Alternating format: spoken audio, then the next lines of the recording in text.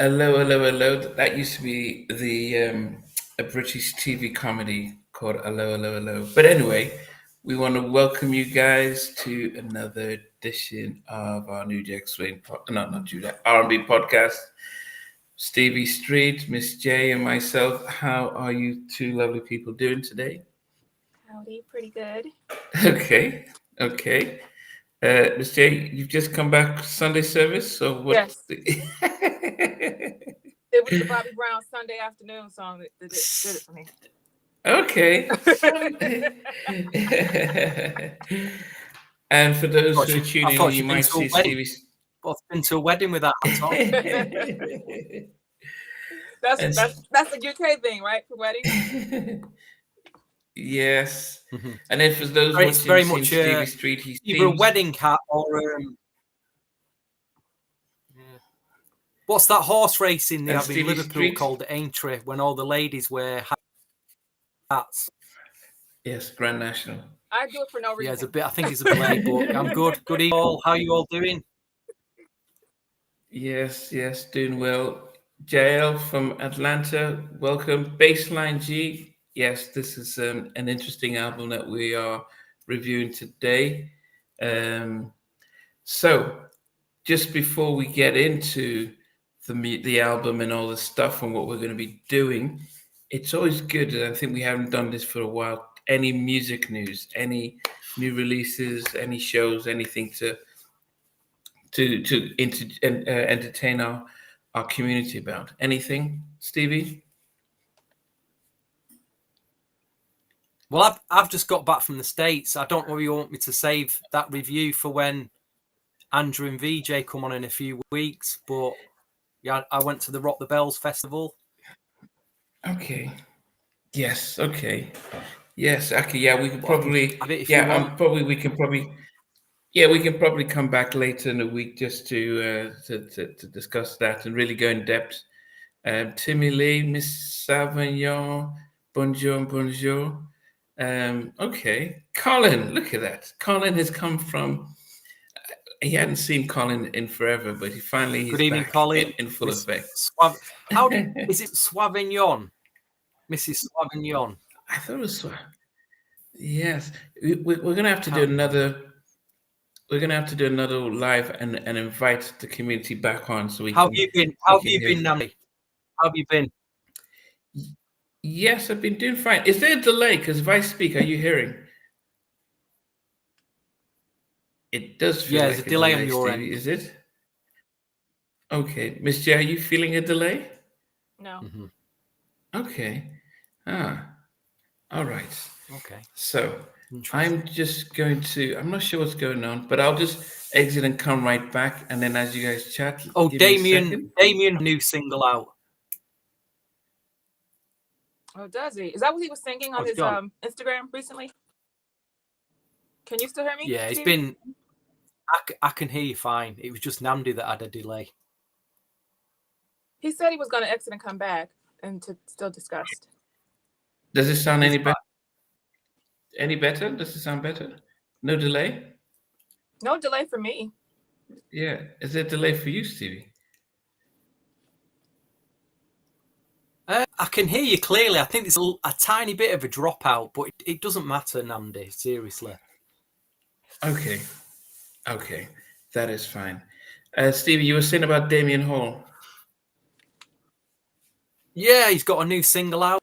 I'm sure we've all heard it from his Instagram post. I don't know how he's going to promote it because I had a look on streaming. I don't even think he's put it out on streaming yet. I'm not sure. Has anyone found it? He had his birthday, didn't he? So he celebrated his birthday and he performed it live. It's produced by your friend, is it J Hot? J Hot, yes. J Hot, yes. I need J Hot. Good mid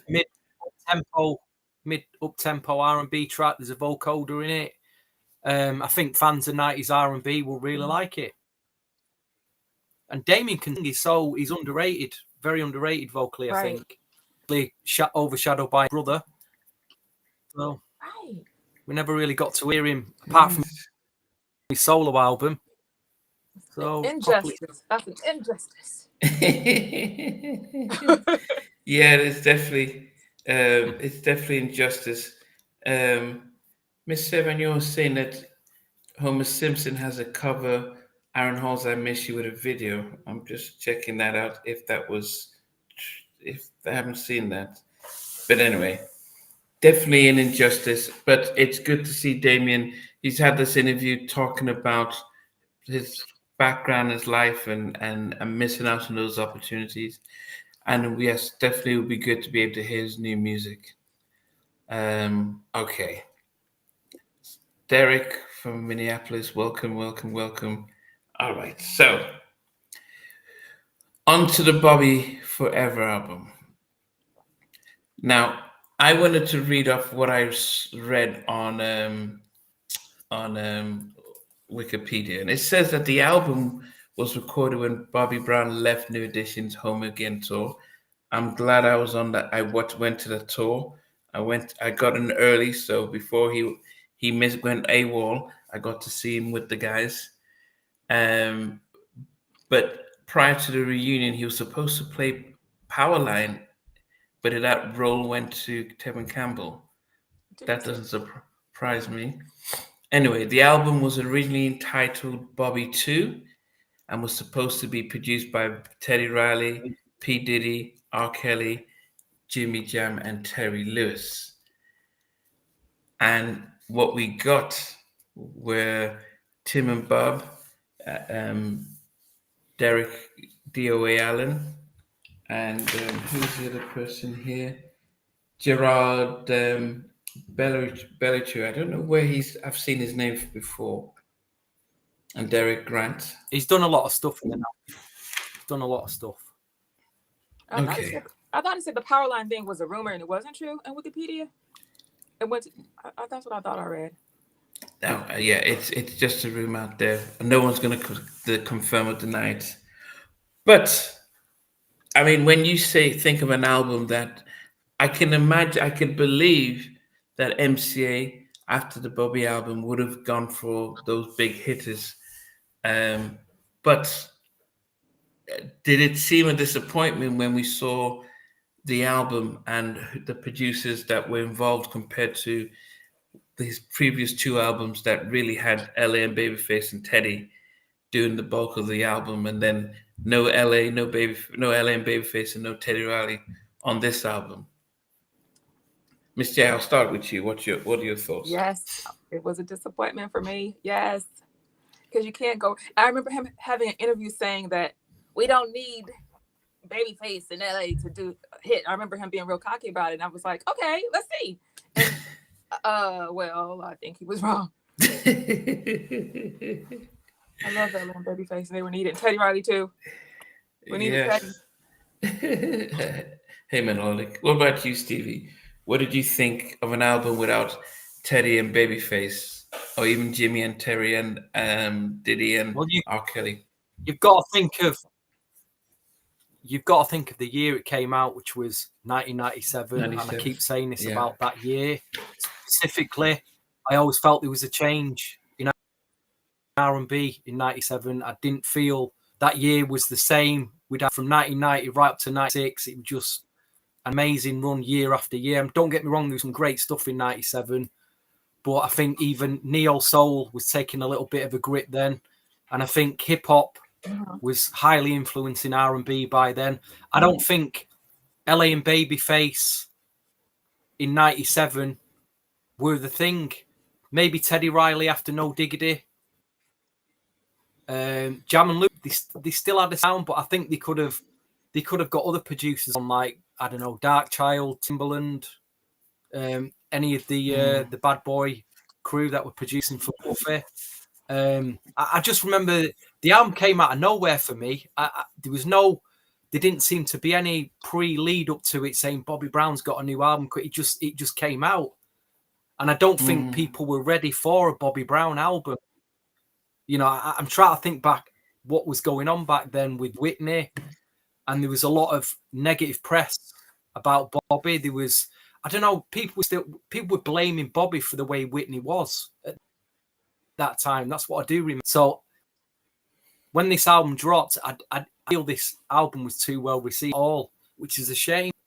You know, there's some really good stuff on it.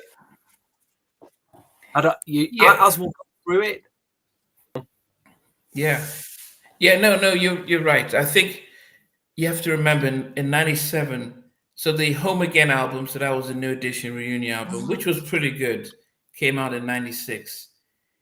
They went on their tour towards the end of '96 into '97. Bobby started missing shows, got into all sorts, and he dropped off the show. And so then in the middle of the Home Again tour, he's now releasing a new album.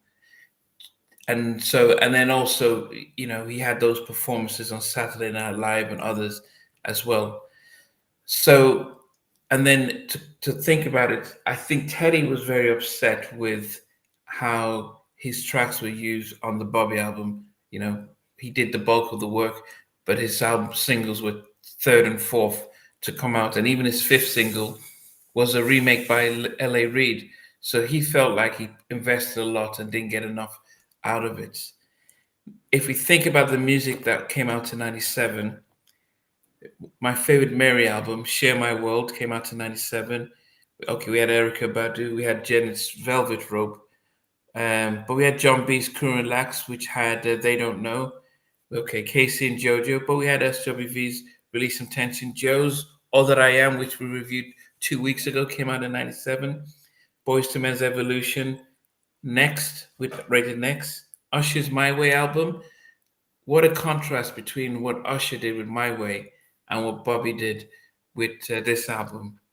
And so I'm just seeing. So, and then, we had Bad Boy Family, No Way Out, that had all about the Benjamins and stuff. So you could see where music was going towards.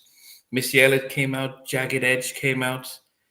Chico the Bard, I love that album. Long Time No See. And then we had the Soul Food soundtrack. Brian McKnight, Anytime. And I'm saying all this, guys, just to let you see what was coming out the time when this Bobby's album came out, to show you that actually his sound couldn't compete with what these were doing. So those were just a few of the albums, Mario Winans, and let me see now, and a few soundtracks, Mace, Harlem World, Mystical, and stuff. So, Stevie, when you think about the albums I listed in '97, and you compare this Forever album with those albums, did you think it stood a chance based on how it was produced?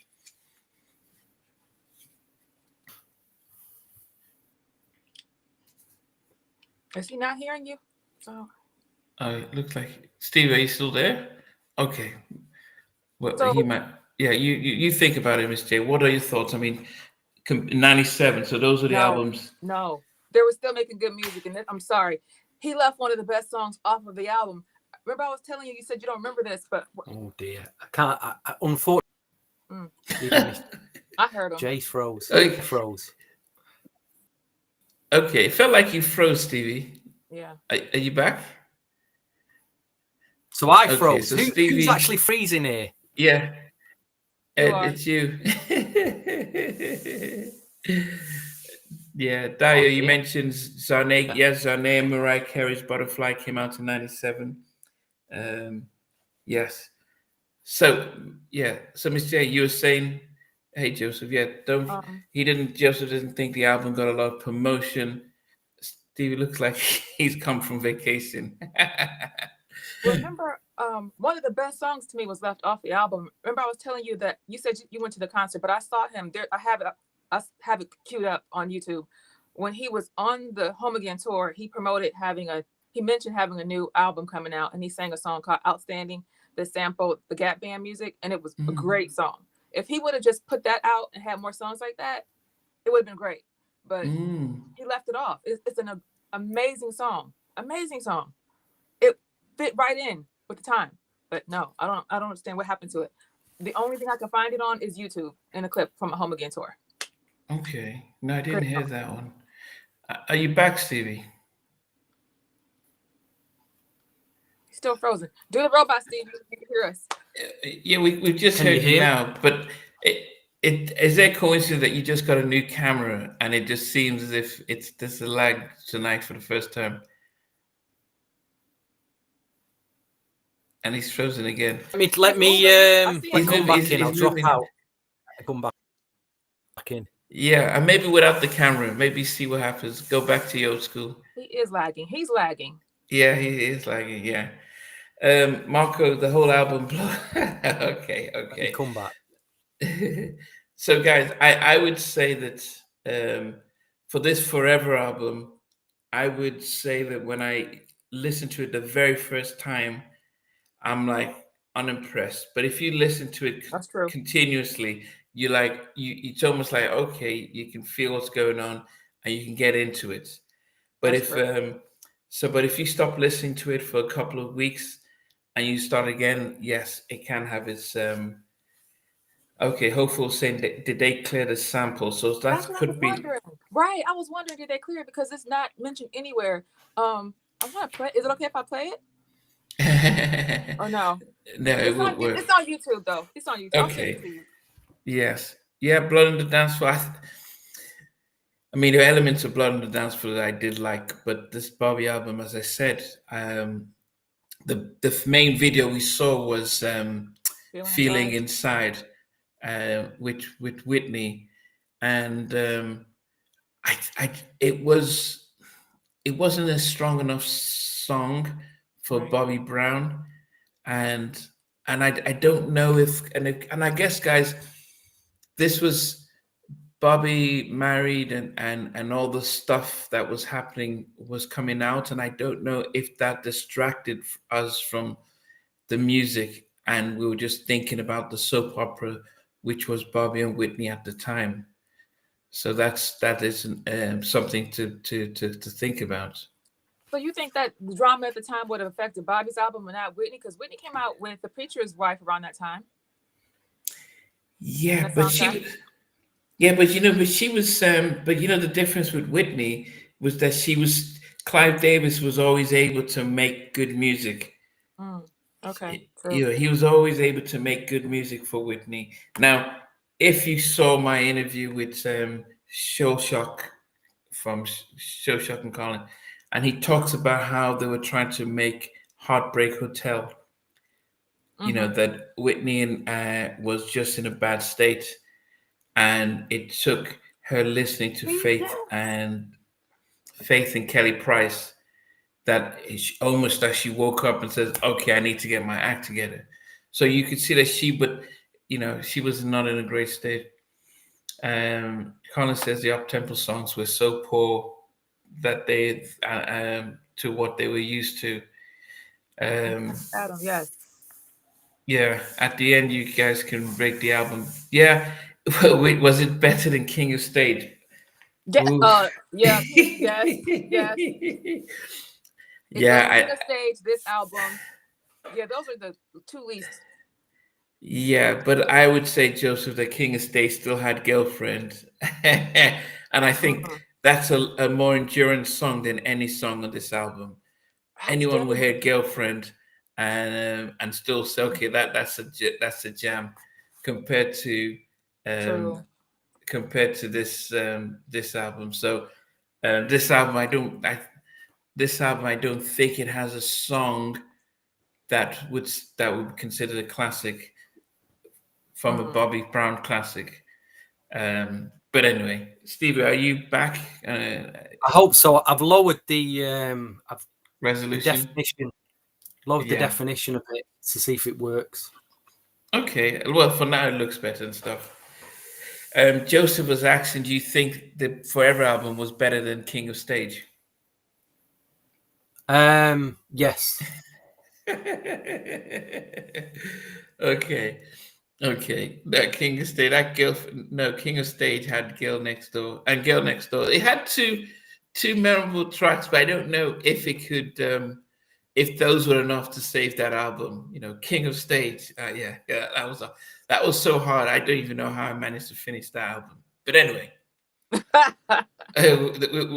Let's digress and let's celebrate the Forever album. It had its moments. One of the things Stevie... It's had its moments. Hold on, one more thing. Look at this that I found. Look at that I found in the state. Has anybody ever seen this record from the soundtrack, Running Scared? New edition. No.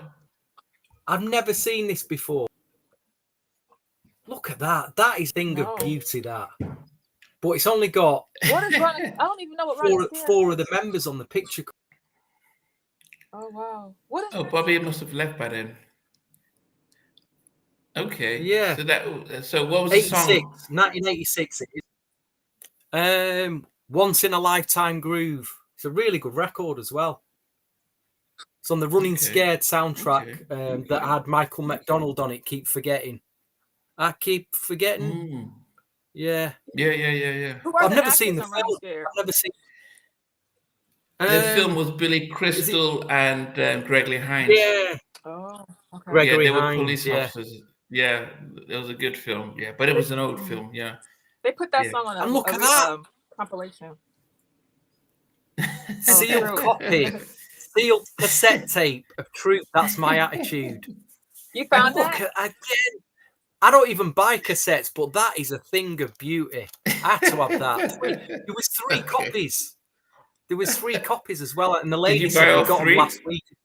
Well, no, VJ got one, and one was cracked. One of the cases was cracked. So, but that is, how lovely is that? I'll probably never open that. Yeah. Oh, is it still sealed? Yes, it's still sealed. Oh wow! With the hype sticker on. Hold on. Sweet Freedom, Stevie. Yeah. My favorite song on there is written by Mark Gordon and Gerald Levert. That's Attitude. Once in a Lifetime view. Okay, Katrina, welcome. Okay, from Portugal. All right, guys. So let us get into the album. But just one thing that Stevie suggested. He wanted to guess. He wanted us to write down what we think each other's number 1 album is. A song on the Forever album. So at the end, when we reveal it, we want to see if we were right. I've written it down. What I think Namdi's and Miss J's number 1. It's in this piece of paper. I'm pretty nailed on. I think what Namdi's is. I'm guessing at Miss J's, so I am guessing. Okay. So forget that. So guys, don't forget. So there were 10 songs on this album. So we're going to start. So you list down your 10 to 1 on the Forever album. So Miss J, do you want to go through what your number 10 song on the Forever album is? It took yes, but I almost put Whitney on here. No, you can't put the interlude. That was the 20 I almost did, because at first it was hard. Like you said, it was hard to listen to it at first. I had to listen to it a whole bunch of times for it to finally hit me that, oh, this is nice. This isn't so bad. Okay, my number 10 I have is, I didn't think it flowed very well. It was Heart and Soul. Wow. I thought that was a strange phrasing, or how he sang the words, or something was strange about it. It didn't flow well to me. Okay. I thought okay. Melodic also had Heart and Soul number 10. I thought I wasn't too bad. All right. So my number 10, the least, Colin also put Heart and Soul. Timmy Lee also Heart and Soul. What is it, guys? Heart and Soul wasn't too bad. So for me, number 10 on the track album was She's All I Need. Marco. So that it's 11. No, but yeah, the first one was Nobody Knows, which was Whitney, and that's cheating. So we can't really put that one as in the list. Because that could probably be number 1, and it's a 30-second interlude. So mine is She's All I Need. It just Yeah, I didn't like it. Very surprised, Namdi. Very surprised. I didn't like it at all. Although I have to appreciate D.A. Allen for the work on that, but it was my least favorite. Oh, yes. Marco said all of these are 11s. Am I seeing that right? So there are 11 songs on it, but he's including Nobody Does It Better featuring Whitney, but which was just her singing that interlude. It was 30 seconds. So it is unfair to include that because that's probably the best track on the album. But anyway, Stevie, what about you? What's your number 10? I agreed with Miss J. I had Heart and Soul at number 10. I like the production. I thought the beat was good. I like the tempo of the production. The song didn't grab me. As simple as that. That was all. I can listen to it. I don't dislike the record. I can say I like the production, the vibe of it, but it wasn't a killer song. But it's a nice album cut. It didn't offend me or anything. Okay. I mean, maybe his dancers were called Heart and Soul, weren't they, in the early days? Yeah. So maybe I thought he might have doing a song relating to that, but obviously not. I forgot about that. Yes, his little brother. A good album. I put it down as a solid album filler. Ryan says Feelin Inside was the only record he enjoyed. I think maybe that's because they pushed it and that was the only video and that you really get to see. Anyway, Miss J, what's number 9 for you? Another one that I thought was awkwardly sang or phrased, but it had a good meaning. And y'all said I came from church today on Sunday. So yeah, Sunday afternoon is my number 9. What? I don't like that song, y'all. It just, if you listen to how it sounds like an amateur wrote it. Like I wrote it when I was in the 5th grade. That's nice. That's beautiful. But the singing killed it for me. Like I love the music, but the phrasing, I just couldn't take it. Ned said Bobby lost me with this album. Okay, Colin also has Sunday Afternoon as his number 9. Stevie, also my number 9. It's Still My Thing. Oh wow! Yeah, I say my stuff wasn't too bad, but it wasn't one of my favorites. It was also Bobby and DOA Allen. How many did DOA do on this album? He did 1, 2, 3. He did 4. Tim and Bob did 3.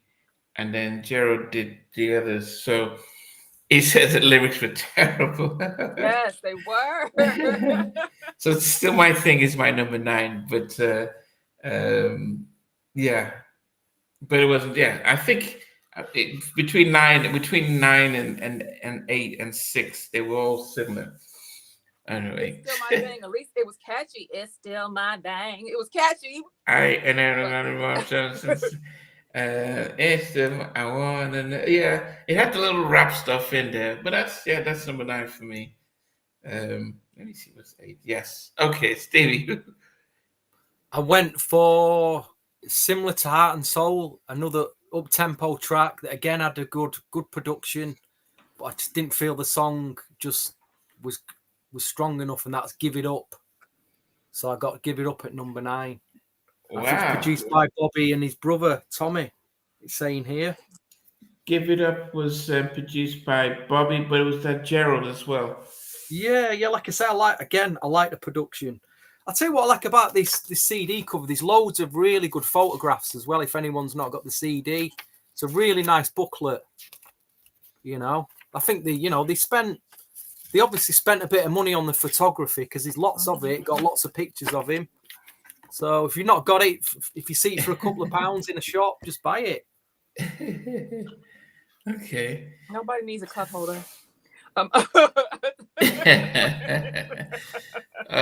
Miss Sevignon also put She's All I Need at number 9. Okay. Miss J, let's go to number 8 then. Solomon, I love the whole album. Been Around the World, My Place, Feeling Inside, She's All I Need. Okay. Well, Solomon is in the minority this evening, loves the whole album. Well done, Solomon. Good. Good, Miss J. What's your number 8? Number 8 to me sounded like very similar musically to Waterfalls from TLC. I don't know. It just sounded like Waterfalls to me when I listened to the music. So I was expecting better lyrics. And it started off sounding like a Smokey Robinson song. People say I'm the life of the party. Happy Days. I wish I could play it. Happy Days. The beat on Happy Days sounds a lot like Waterfalls. Did you notice that, Paul? Okay. Yeah, there were things on that I remembered. Happy Days are here again. Okay. Now, Colin put give it up for number 8. With Timmy and Melodic both put Forever at number 8. Sacrilege, guys, sacrilege. Really? Okay.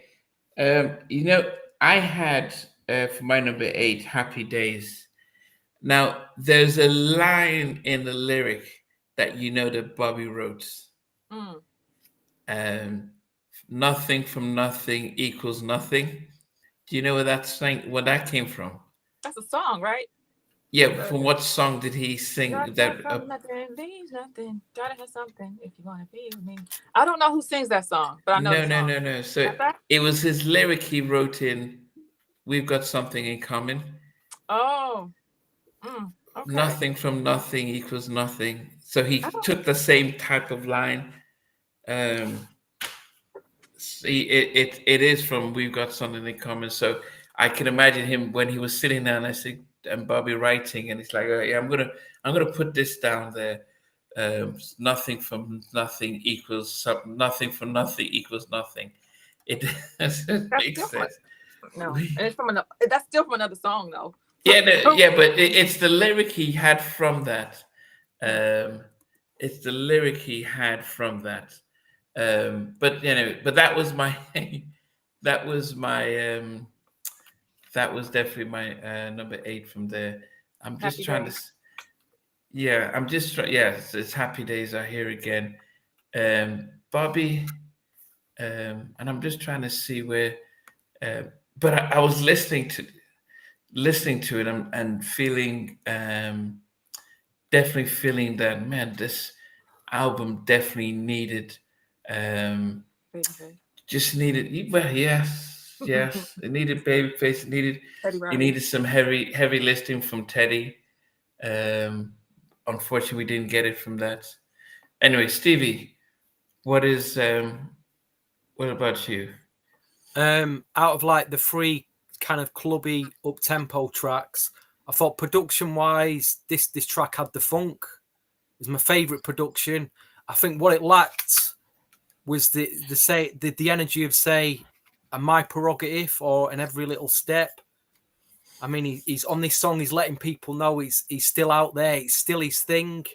But it wasn't a killer song, was it? It wasn't. There was just somewhat lackluster about the song. But again, I think I really like the funk of the production, the mood groove in it. But them 3 tracks have stayed at the top end of my chart, so it's still my thing. Makes number 8, but I do like it. I can play it again. My thing. Okay. Yeah. Okay. I'm surprised. I'm surprised it wasn't higher for you. I thought you would have liked it. Yeah. I thought I would, but in terms, I'm just looking at the other songs. I thought the other songs were a lot stronger. -1, I'd say. -1 of the song, but there's another reason for that. I've got a wild card. There's one track on here that I never really listened to that has really grabbed me. It's pretty high up, but we'll get to that later. Okay. What about number 7, Miss J? Can I play 3 seconds? 3 seconds of something? Okay, Go ahead. So this song is okay. I'm gonna give it away because you already said it. Okay. Let's see. Is this? Let me take my volume on. I got this on mute.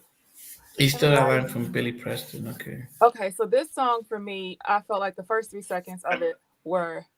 Oh, I don't think I can separate it, so I can't play it because it's gonna probably cause feedback. But She's All I Need. The first 3 seconds I have are similar to Gerald Levert's Baby Hold On to Me. Just the first 3 seconds is very similar to Baby Hold On to Me. Okay. She's All I Need. Yeah, I didn't like that at all. Okay. Colin and Timmy Lee both saying Happy Days. Hate whoever's rapping on it. Yes. Oh my gosh. Yes. Everyone's just putting Happy Days at number 7. Okay. So I had Happy Days at number 8. Number 7 for me. Actually, there were elements of it. The little bridge where so Sunday morning on a Sunday afternoon, and those 3 and my Betterfoot boys. Sunday. I mean, it's yeah, it's you know, I was listening to the Bobby album. So, because I was listening to this all weekend and I stopped and said, let me listen to the Bobby album. And I said, my goodness, an album that came out 5 years earlier is still much better than this. You know, you'd expect some progress. I like the fact it was just 10 tracks, but it didn't have the oomph, it didn't have the magic. It just felt like Babyface, so it just felt like yeah, I don't know how the MCA allowed this to come out without giving one or two big producers to do something. You know, he sounded amazing on one of my favorite songs on the Home Again album was You Don't Have to Worry. And I felt that Bad Boy captured the essence of how to produce Bobby in the mid 90s. So You Don't Have to Worry. I love that track. And I loved how he sang, and I loved the whole vibe from it. I think Jermaine Dupri did well when he produce them. So I felt like these producers knew how to manage a 95, a 97 Bobby. But yes, so Sunday Afternoon did not live up to You Don't Have to Worry, which came out a year earlier. So that's my number 7. Wow. Abdu says the album was produced by D.O.A. Allen and Tim and Bob. Jeff Red did some of the Feelin Inside. Yeah, the album was a contract filler. Yeah, I don't. Yeah, that's it. It was. Yes. Anyway, Stevie, what's your number 7? Considering the title, well, the title of the song, I just wondering that year how happy Bobby Brown really was. Was he happy? I wasn't in his personal life, so I don't know. Considering what had gone on around those mid-90s with that reality TV show, the constant, I don't know, there seemed to be constant fallouts with his wife, a lot of drug taking. But I do like, he tried something different with this track, and it was a different sound for Bobby. And I've gone for Happy Days. It spoiled. It would have been further up for me. It's true. The rap was awful. I don't know where that rap came from.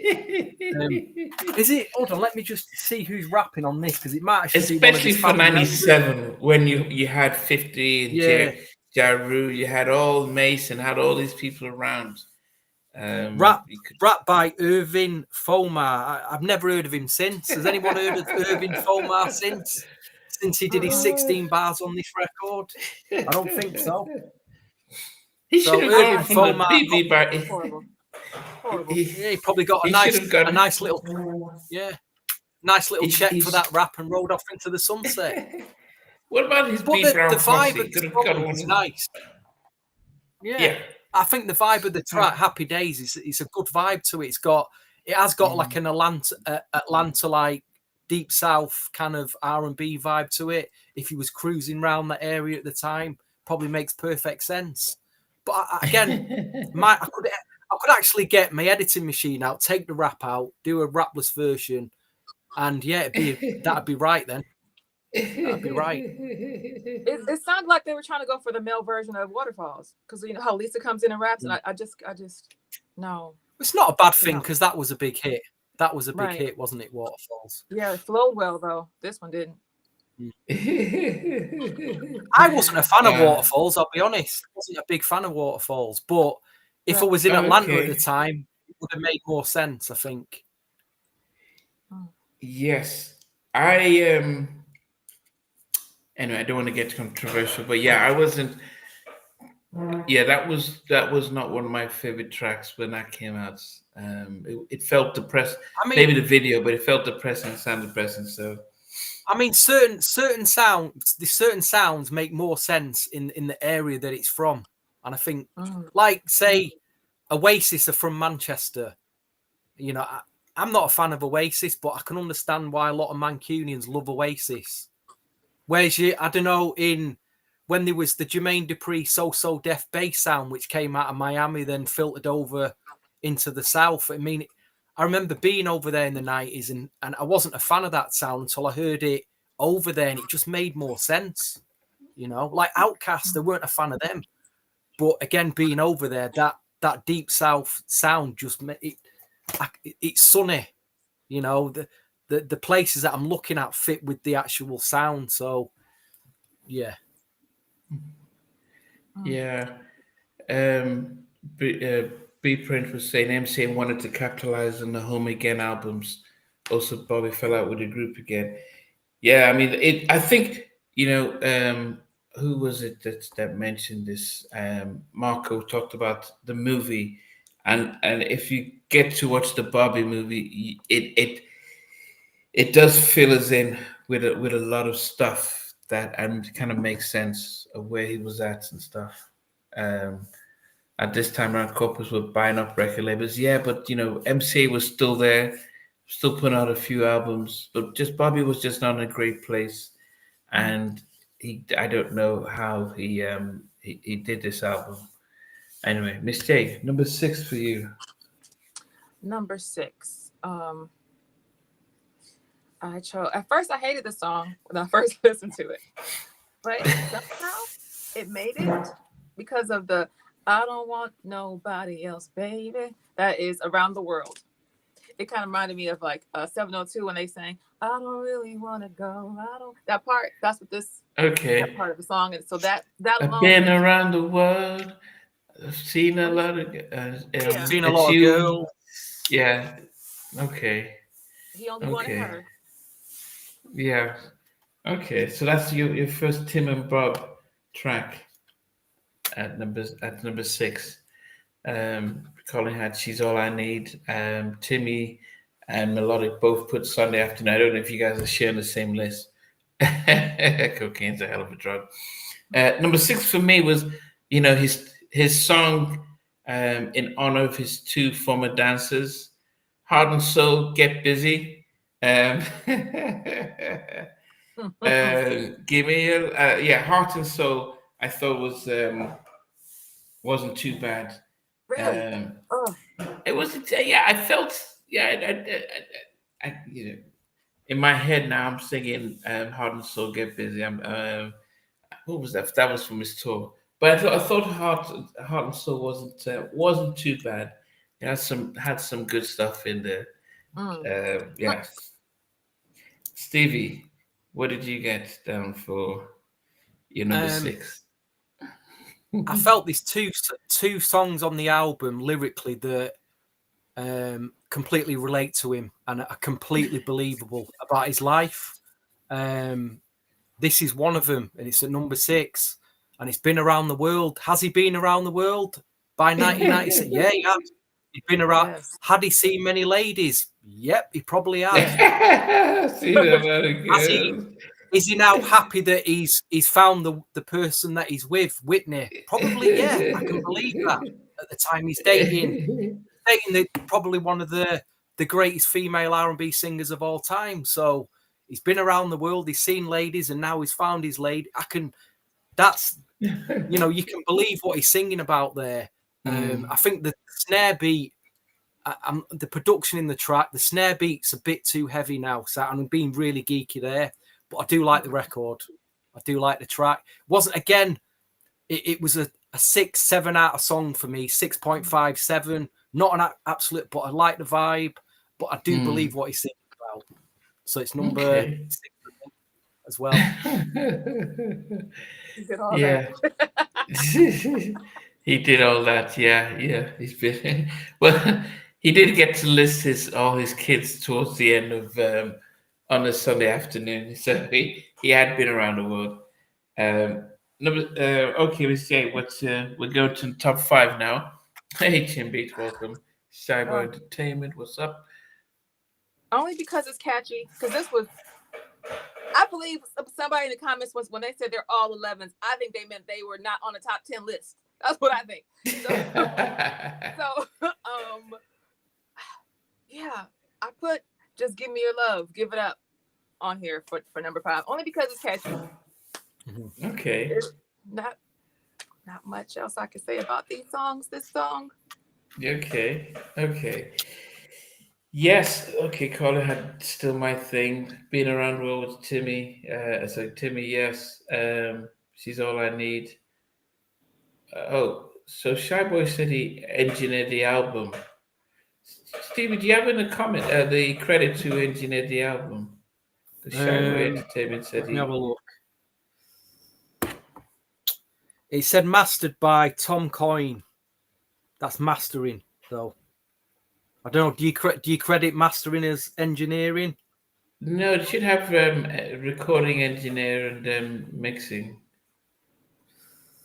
No, just mastered. I'd assume executive producers Bobby, Tommy, and Jeff Red.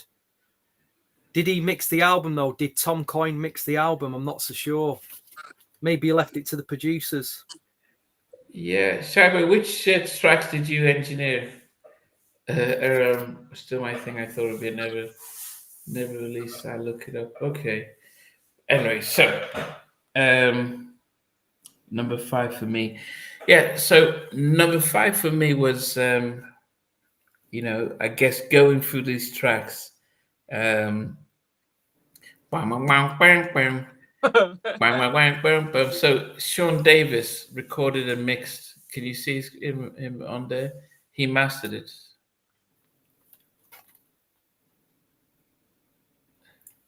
Ah, right. Yes, recorded and mixed. Okay, all the DOA Allen songs. So if you think of Sunday Afternoon, Happy Days, and recorded and mixed by Sean Shy Boy Davis, whoever he was. That's it. That's him here. Yep. So that's Shy Boy Davis. Oh, he's joined us. Yeah, that's what I was saying. He was saying that he mixed it. Good evening to Shy Boy, Mr. Shy Boy Davis. To his credit, the mix and mastering on this album is top notch. I can't really fault it. Yeah. Sean, do you want to briefly?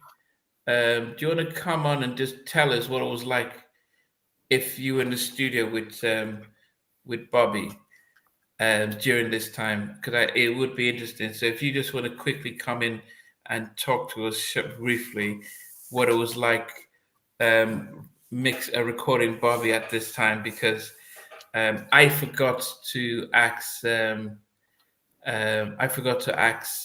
both Tim and Bob when I interviewed them, because they'd done so many stuff that I forgot that I didn't realize they did the Bobby this album, because I never even heard it until I've interviewed them. So I would have asked them what it was like interviewed recording Bobby. But I think Tim says that it took them almost a year to finish songs with Bobby, because he was all over the place. So I'll be interested to hear if Sean's going to come on and stuff. So I've just sent Sean the link. If he can come on up, that would be great. But yeah, Feelin Inside was my number 5.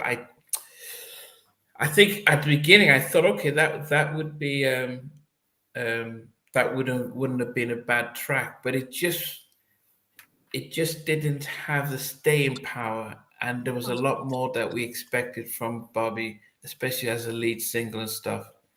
Yeah. So that was so Feelin Inside number 5 for me. Stevie, you got the main single at number 5. Yes, Feelin Inside at number 5. I thought you'd have it slightly higher than that, but it's in the top 5. Yeah, it's number 5. Yeah, Shaba, I just sent you the link. If you click on it and join in, it would be great. So you can tell us briefly Send about it what again. it was like. Send it again so he sees it at the top of the messages. He's probably missed it. Yeah, but I just think it was. There were some other songs that I really. He went to visit overseas for some time. He would work on the music. He would work on the music on the backgrounds without him. Yes. Yeah. Anyway, yeah, but Bobby was. I think everyone should have to, when you watch the Bobby movie, you can be a lot more sympathetic to what was going on for him during that time. That kind of makes sense. Anyway, Stevie, what's your number 5? I thought there was some exceptional background vocals on this record, as there were on quite a lot of the tracks. Actually, I think the background vocals really made the album. On 3 tracks. So, who was on backing vocals on this? Bobby Brown, Tonya Bolden, and Deric DOA. She's All I Need is at my number 5. It's very stripped back, quite a sensitive song. I think it's a grower, but I think it's a very strong record, and it has made my top 5. Let me try and listen to it again because I didn't like it. It's probably because it's not got a beat in it. It's very like the melodies and the flow. You're getting that, and you're getting the backing vocals, but he's listening away there. I'm surprised you two didn't have this higher. Very surprised. Oh yeah, she's. I thought you'd have really took. No, yeah, I'm listening. Yeah, I remember. No, I didn't. I just felt it was slow. I was like, no, man. I wasn't. Okay.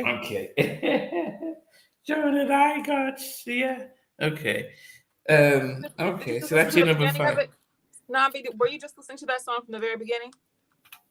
Yeah. I just wanted to read because when he had it number 5, I'm thinking, wait, let me listen to "She's All I Need" again, so I could be sure that I knew why I put it at number 10, and it made sense why I put it at number 10. Yeah, Chimby said he never heard this album before. You know what? I would tell you that I hadn't heard this album until probably the last 3 years. Actually, I think, Jimmy, I listened to this album. There was a time we did. What did we do? We did a top 10 Bobby album, and we had to have a song in all the albums, and that was the first time I listened to it. Yeah, I recorded all the background vocals. I did 1 or 2 songs. Okay. Hey, don't do yourself down, fella. You know, the work on this album is really good. Yeah. Okay. Miss J, number 4. Number 4. I'm looking at the titles of these songs, and it looks. The order of the things I put for the better ones are titles of My Place. My Place is my number 4. It's I put it there because it was one of the catchier songs of the 10. Okay. I would Colin put "Being Around the World" at number 4, and I'll have to agree with Colin with "Being Around the World." I've been around the world, and that's my first Tim and Bob stuff. I didn't think he sounded great. I don't think he sounded great on it. But as I said, we now know how he was. He loved that song because Whitney, everyone would leave the control room but me, Bobby, and he would play it to her over the piano. She's all I need. Makes sense, that. Makes sense. Goodness. All right, not a problem. Stevie, what's your number 4?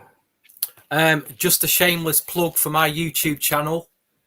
I've got a video that I uploaded on my trip to New York. We did a lot of record shop hunting in Brooklyn, in Lower East Side, and you'll see me the moment that Mandeep found this record in my shopping trip to New York. If you can go, I've reignited my YouTube channel. Give it a like, please. Give it a comment. It's called Record Shopping in New York, so please check it out. Give it a like. Yes, but what's your channel's name? So is it Stevie Street? Should be at Stevie Street _ I think. Okay. So yes, I'm gonna paste it in there. But so if you guys are watching, to follow, like, and subscribe at Stevie's stuff. You guys should review Free by the Party. Teddy Riley worked on that album. Okay. Okay. Number 4 is My Place. I went for My Place at number 4. To My Place, a good quiet storm, like pump and grind slow jam. I thought, it got me that record. Was that a Tim and Bob record? Tim and Bob one, yes. Yeah, that was quite strong. So me and Stevie have the same number 4. Yeah, that could have been a single. That that could have been a single. My Place. Okay, that's a number 4. I can't find the credits. Where's the credits? Here we go. Tim and Bob, who's on backing vocals? Deric Boo Boo Cuthbreath, whoever he is. Rhodes on it. Now that's a strong track. That is a. But you put that at number 4. Yeah, again, it's that's a strong track. Okay. Miss J had it at number 4. She rates it as well. Mm-hmm. Okay.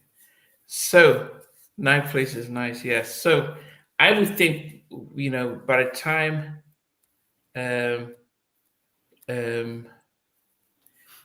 I would think that by the time we get to our top 3, we have to probably. How do we? Okay, we you've all written down what we thought the number 1 song is, so that's fine. Okay, Miss J, what's your number 3? My number 3 is Still My Thing. I put It's Still My Thing at number 3. Oh, okay. Good. I liked. It had better energy to me. I could visualize him doing his squat pump that he's famous for, and dancing on that one. Yeah, I think. But who did the? Who was the rapper on that? It's Still My Thing. Who was the female rapper on that? It kind of sounded like Queen Pen, but I didn't look it up to see if it was her. Let's have a look. Rap by Carol Brown. So he's keeping it in the family. Oh, his sister. That was his sister, Carol? Mm. Wow. Okay. Timmy Lee had My Place and Colin had Feelin Inside. Melodic had Give It Up. He liked the bass. Okay, so that's number 3. So that's his sister. I didn't realize that was his sister. All right. Me neither. That was amazing to be his sister Carol. Wow. Okay. Now for me, I would say that number 3 for me should have been the lead single. It could have done with a Teddy Riley remix, or from from somebody from the Future team remixing this, and I think it would have given it what it needed, and that is Give It Up. There was something I loved the vocoder in there, and I felt it was like an attempt to capture Teddy. Yep. But it just didn't have the oomph that it needed to just take it. But it was the closest to it. But it's almost as if, let's just do Teddy as how Teddy would do it. But without the oomph, it just lacked it. But there was something in there that I felt captured the essence of Bobby when he's singing in a sort of in his lazy style and everything. And I think he says "Ghost, I'm out of here" in it as well towards the end. Just give it a love, Bobby. It was. It was just like, okay, this is a poor man's Teddy. A poor man's Teddy. When it's like, okay, we can't get Teddy, but let's just try and sound like Teddy as much as we can. So that was. But I felt that was as close as they could. So Give It Up. It was definitely my number 3. All right, Stevie. I was talking earlier about my wild card entry. This was a song that I never listened to at the time on the album. I was just surprised when I listened back this week, going over and over the album. And again, it's when I was saying earlier about these two songs that I find very believable. I believe this song as well. I think he's summing up his stress in this song and what he does to get away from being stressed out by people. And he just does something very simple with his family. Miss J alluded to the verses of this a bit earlier on, saying they weren't very strong. And I totally agree. I think the verses on this song could have been rewritten. However, I do feel the production is strong. I think there's a great vibe on the production. I love the chorus, and I love, again, the backing vocals are amazing on this. But he could have sang and rewrote those verses a lot better. But my wild card, and I'm really enjoying this at the moment, is Sunday Afternoon. I've surprised myself by putting this. I just think what a great, son just chilling with the kids in the park, totally relatable song, and a wild card. Maybe it shouldn't be that high up, but I put it in there because I've been enjoying it all week. So there you go. Musically, give it another listen. Give it another listen. That song. Sunday Afternoon. It's a nice. Yeah, Shy Boy, did you guys do that? Shy Boy, that was D.O.A. Allen, Sunday Afternoon. And it does say at the beginning, if you listen right at the beginning, it says it remixed D.O.A. Allen. So there's another version of it as well. That's actually the remix. And I didn't realize that back then either. So there's obviously another version of this record that sounds totally different. So maybe they were looking at this as a single. Yeah. Right at the beginning it says DOA remix. Yeah, that's true. Yep. Okay. So that's your wild card there, number 3. Okay. My wild card entry. All right, top 2. Stevie, do you have some of the outtakes of this album? You know how you have like... No, you don't have Outstanding? Have you heard Outstanding that was supposed to be on here? No. Oh, God, it's so good. Oh, you're going to have to send me that if you haven't, Miss J. It's on a... I'll send it to you. It's the whole concert, though, but he included it on it. All so right, I'll send it to you. So this is really interesting. So Happy Days was a tribute to his sister's fiance who passed away in Boston during the shooting incident. Oh, in the car, the one they put in the movie. Okay. Wow. Yeah. Okay. No, I asked if you you engineered Sunday Afternoon. On a Sunday afternoon. Yeah. All right. Top 2. Since he's here, I have a question about Outstanding. What happened to it, and did he master that song? Like, did it not make? What was someone saying? Did it not get clearance for the song Outstanding? Was it an original song or was it a cover version of the Gap Band, Miss J? It was original lyrics. They just sampled the Gap Band. Okay. But great song. Oh, he didn't record Outstanding. Okay. Okay. Good song. Bobby Brown Outstanding. No, it doesn't. Yeah, it says here that Sean Shy Boy actually mixed Sunday Afternoon. Well, and I got to say, Sean, that record, amazing production, backing vocals, everything. Just like you say, they just could have made the verses a lot stronger. Could have made the verses a lot stronger. All right. Top 2. Miss J, what's your number 2? Number 2, my favorite female vocalist was in the video for this as the psychiatrist, the therapist. I was thinking they only had one video, so there could only be one song. And that's Feelin Inside. Get it. And if you see him perform that song on any of these shows, he just wasn't in the right space. For Feelin Inside? Yeah. He did it. He recorded it for, I think, the Chris Rock show or something like that. Or Rosie O'Donnell show. Okay. Yes. Okay. Timmy had to give it up and Melodic had been around the world. All right. Number 2 for me is Let me see what I have it there. Would it be out of place for you and I to get together at my place? Just you and me. This was, classic Tim and Bob. I don't know who, and with Tim and Bob, it's always about the vocals.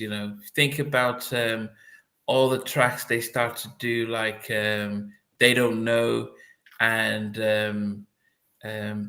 what's the name with the Case one? Is it what's that? Missing You, man, missing you, and all the Bobby V stuff. Tim and Bob, they were just from the 90s when it came to slow jams and vibes. They were just on another planet. They were inspired by Jimmy and Terry, but they did some stuff for Bobby on this one, and My Place was just, I love that. I love that. And I love the background and the vocals. So yes, Tim and Bob were brilliant, and I will get Tim back on to talk about what he felt like recording this stuff. But that's My Place is number two. My Place is number two. Shaba, if you get to watch my 3-hour interview with D.O.A. Allen, probably one of the best storytellers ever. Great interview, that. When he talks about when he first, when D.O.A. Allen, if anyone doesn't know D.O.A. Allen, he did College Girl for the Bobby album. He actually did 2 tracks, College Girl, and he did a duet with Bobby and Whitney, which didn't make any of the albums. And he has the stuff at home, which he hasn't released. But he didn't realize that Bobby was dating Whitney, and he thought, and Bobby was like, "Yeah, I want to go get my girl." And he says, "Who's your girl?" He said, "Whitney." He says, "You ain't dating no Whitney. How do you, you ain't dating no Whitney."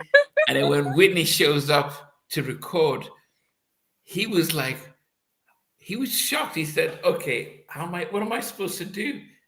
She said, "No, just tell me what to do." And he was like, "But what you're Whitney Houston." So, and D.O.A. hadn't produced anyone. His first track he ever wrote and produced was College Girl.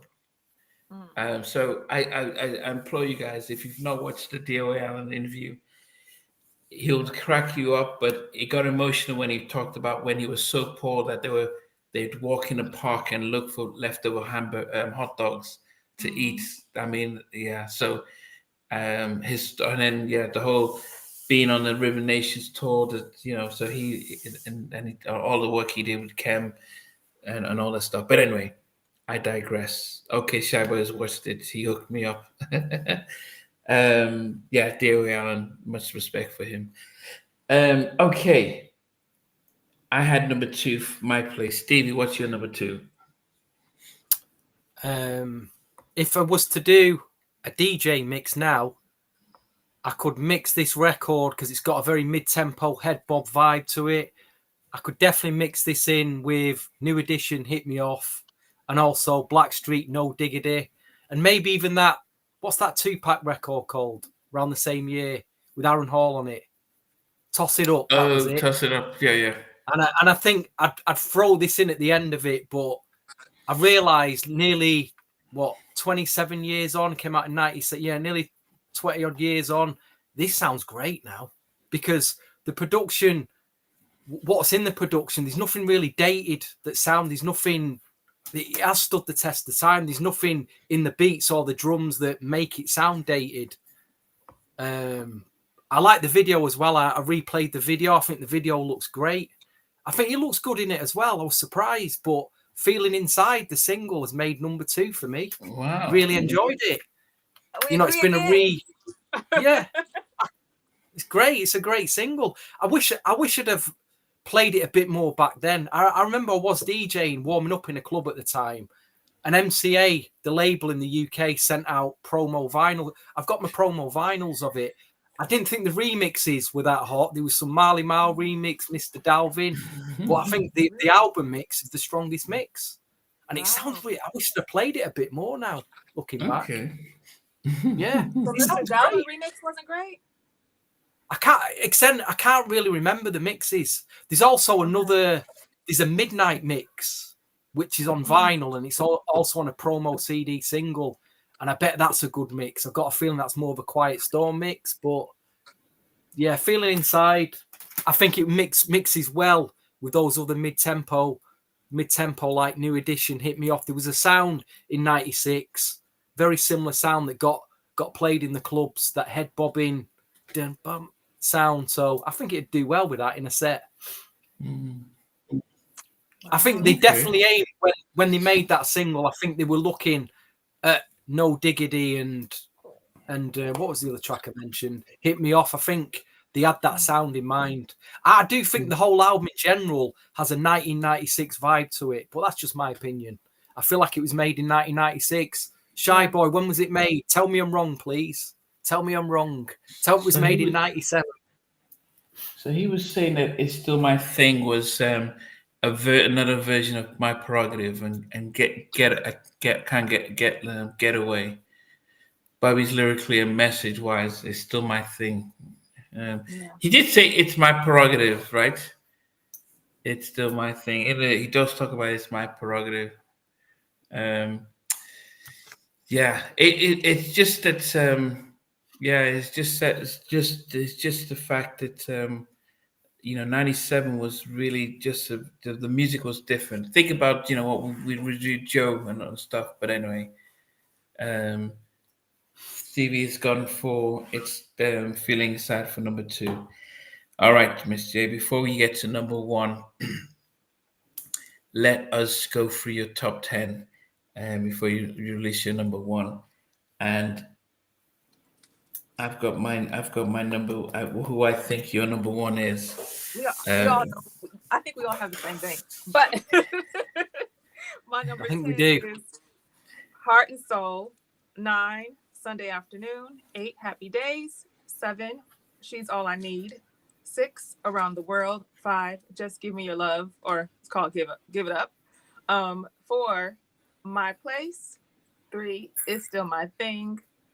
2, Feeling Inside. And number 1, Forever. That was a beautiful song. That song was the best song on the album to me. It was such a beautiful song. I don't understand why that wasn't released as a single. That should have been the first single. It's beautiful. Okay. Yes. I didn't put that down for you. So my number 10 was She's All I Need. Number 9 was It's Still My Thing. Number 8 was Happy Days. Number 7 was Sunday Afternoon. Number 6 was Heart and Soul. 5 was Feeling Inside. 4 was Being Around the World. Number 3 is Give It Up. Number 2, My Place. And this is why, for me, understanding what made Tim and Bob special. So Marco said that he's just finished watching 7 hours of Tim and Bob interview. So I interviewed Bob first for about an hour, 2.5 hours. Then I've interviewed Tim for probably 6 hours. And just to hear them talk about how they construct music and lyrically and everything, and they've got their backing singer who comes in specifically to work on their tracks, and you just feel that stuff.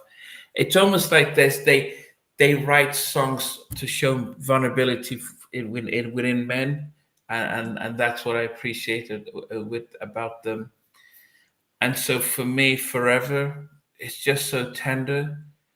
It has that same they don't know, the same sort of missing you background type of stuff, and I felt it captured Bobby so well, and I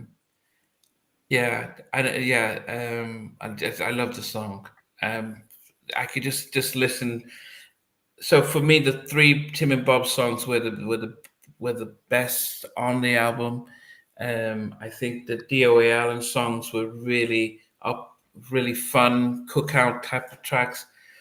but I just think about what Tim and Bob were doing and how they were just dominating.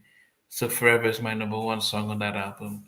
And this is the first time I've heard a song entitled Forever that's really that good. And here's a trivial question for you. There were 3 albums in the 90s that were titled Forever that bombed. Can you name the 3 albums? So, well, one of them is the Forever album by Bobby, but can you think about the other 2 albums that were titled Forever? What's on the spot there, Namdi? That didn't do as well as their predecessor. Give us a clue with male or female artists. I would say both of them were led by male artists. Were male. Oh gosh. Ooh. And one of them is connected to Bobby in some ways. The same year, you said, right? 97? No. I'm not saying 97. One of them came out in 98, and the other one came out probably 98, 99. I'm thinking Brian McKnight. Was Brian McKnight one of them? No. Okay. So Blackstreet. Yep. So melodic ditties. Yeah, of course. So Diddy's album his second album was called Forever, which bombed compared to the Family. And Blackstreet's their third album was Forever. And that also bombed. What was it? Was it not Finally? Oh, so that was called Finally. So that was my mistake. Sorry. That was Finally.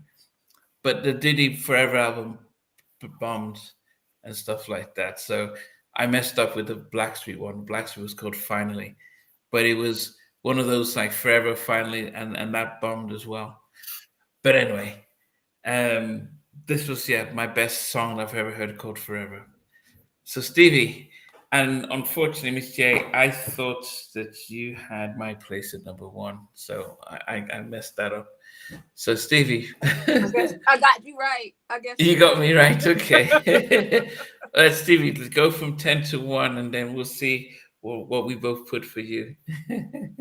I had Heart and Soul at number 10. I had Give It Up at number 9. Number 8, It's Still My Thing. Number 7, Happy Days. Number 6, Been Around the World. Number 5, She's All I Need. Number 4, My Place. Number 3, Sunday Afternoon.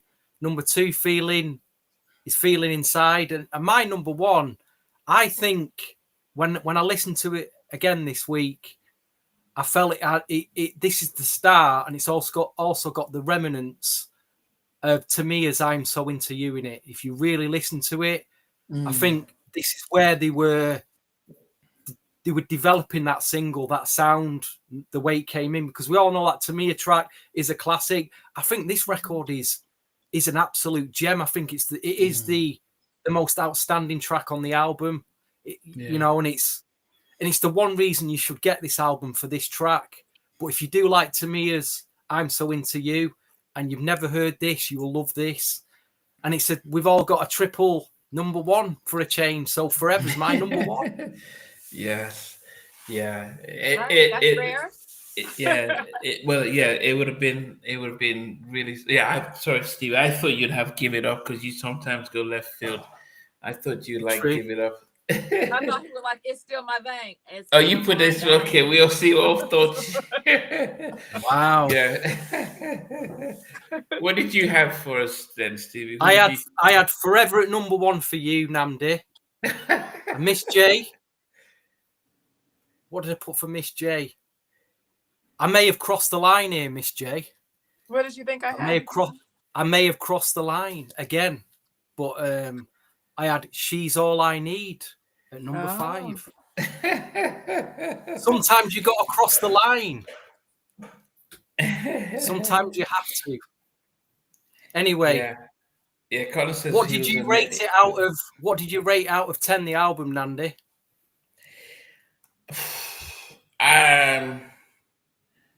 If I listen to it, if it's just to get the album, listen to it the very first time, I would give it a 5. And And that's just because Forever was such a powerful track that I would just like listen for that. But it's the kind of album that you probably need to listen to 3 times in a row, then you start to get a hand of it. Um, and and so don't get me wrong, because I think Tim and Bob and DOA Allen did amazing tracks on this, but I think the tracks were better than Bobby didn't live up to the tracks. And I think if you were thinking about Bobby Brown, there's that you expect more, and because he didn't deliver more, and I think the tracks, if let's just say Joe sang on some of these tracks, I probably would have appreciated them better. But I think for Bobby, there's a way that Teddy and Jimmy and Ellie and Babyface knew how to get the best out of that vocal for Bobby, and I think that's why I probably scored a little bit lower. And I listened to it and I thought they had so much potential. And don't get me wrong, if they had even had Bad Boy do production on this, the same way they did on You Don't Have to Worry, which is my favorite track on the Home Again album, I think they would have captured the essence of Bobby, or even Jermaine Dupri when he was working on Usher's My Life. I think he would have done better. But if I'm comparing this to My Life or Joe's All That I Am, there's no way. You can't even put them in in the same ballpark. But it's definitely a decent time album with Bobby and documented time. But as I said, in essence, since what do you rate it though? No, I said 5. I said 5. 5 out of 10. Wow. Yeah. So what did you rate it, Miss J? I have 5 too. Okay. You're 5. Yeah. I think there's a high standard for Bobby. So think about someone like Chris Brown, constantly comes out with hits. So there's a standard that he doesn't fall below. Usher, for a point in time, he was always on a level where he made sure his music was at a certain level, and they didn't let that standard drop. And unfortunately, with what was going on in Bobby's life, this album didn't live up to the expectations we had of Bobby. Prerogative, so the Don't Be Cruel album, and even the Bobby album, and I felt that unfortunately he let it down. So I felt bad when the album didn't do well. I blamed it on my mixes for a long time. I listened back a few years and I felt good about them. Thanks for reviewing the album, it means a lot. Hey, I mean, look, Shabba, I wouldn't blame your mixes. I think because we've seen the Bobby documentary, the Bobby movie, we understand what life was like for them, and I couldn't even imagine how they were able to even go on tour and do anything. Mm-hmm. So I don't think there was much anyone else could do in that studio. I think Teddy and Babyface would have brought nostalgia to the album, but Bobby was just not in that headspace to really deliver as much. And it wasn't just the album. He had to promote it. And he was struggling on stage. He was struggling to promote it. And that's why they just stopped promoting it. So there was not much you guys could have done. Bobby had to be in the right headspace to push and promote this album. Yeah. And everyone is saying the mixes were nice. The songs and the key of B were better than this. Yeah, I think he was just in a better space. But he just didn't have the energy, which I think would have made a massive difference. Yeah. Anyway. But guys, as Stevie says, it's worth checking out the album if you've not listened to it. And there's some really good production, really good music. And if you just don't think it's Bobby, you probably will enjoy it a little bit better. But yeah, Shara, we definitely appreciate your contributions and actually being open and honest with us, because it's really good to hear and see as well. All right, so guys, it was definitely a good album. We're not sure what we're going to bring out next week. We're going to have our consultation and then we'll let you guys know. But we definitely appreciate you guys, as always, for making up the show, for being part of this. I mean, and you just never know, guys, as you're watching, who is going to be part of it. This evening we had Shy Boy, who recorded and engineered the half the songs on the album, sharing his own experience. And yes, we know Bobby had his drug issues and stuff, which made a massive difference. But he's in a better place right now, based on his wife and his family, and that makes a massive difference. So definitely, it was definitely good to be able to have you in the Bobby Brown's masterpiece album. I don't know about that, Colin. And just in case you guys didn't realize, so Colin asked a question with to Bronny Jerkins, and I don't know if you guys saw. It was, I don't know if somebody did a sort of a mini series movie with Michael Jackson, and he was listening to Prerogative in the car, in the back of the car, or one of these tracks. So Colin asked Darkchild, "Hey, did Michael love Prerogative?" And he says he had a playlist of 10 songs that really inspired him, and Prerogative was on there. Bee Gees, how deep is your love? Always Shows Night and Day, and a few other tracks on in his playlist that he'll listen to and get inspiration. So Colin is on a roll right now. All right, guys, and a final correction. I thought that this was Bobby's final album. DJ Soulchild had told me that he had another album that came out in 2012, and let's just say that if this was his final album, he would have left us with a masterpiece compared to the 2012 album. So, have you listened to it, the 2012 album, Ms. J? No, we're not going to review. No, not at all. No, but I'm saying. But I'm just saying that if you listen to the 2012 album, you would say that, wow, this was a masterpiece. That's how, I won't say how bad it was, but just how off the rail it was. It was almost like, yeah, let's just, yeah. Okay. The signature, I think it was called. Yeah. Anyway, guys, our Rascal 78, yeah, we're at the end. Shy Boy, we loved you and appreciate you as well. We need that Michael Jackson playlist. The masterpiece isn't the one. Oh, yeah, he was joking around.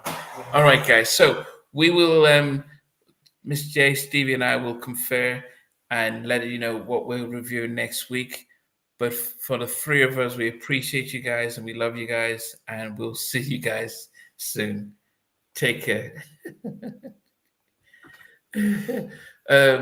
Okay, I just realized I normally have to say goodbye, but I hadn't done that yet, so I'm going to do that now. So take care, guys. Hey, guys, thanks for watching. Goodbye. Thanks for being a part of Halftime Chat. Please remember to subscribe, share, and comment. But most importantly, why don't you become a member of Halftime Chat? We've got amazing videos, amazing perks, and being able to support the channel. But anyway, thanks for watching. Take care. I never participated in that category. And somewhere in between us, or even loving us, on which I didn't miss you with What was it like growing up? She's still making an impact on 4 houses down. I have a couple of pieces. trying to get this one and that one. That works for you, but just for me, No, okay. They understand what Jonas Boys and men all lay it. these guys, they all work together. I mean, I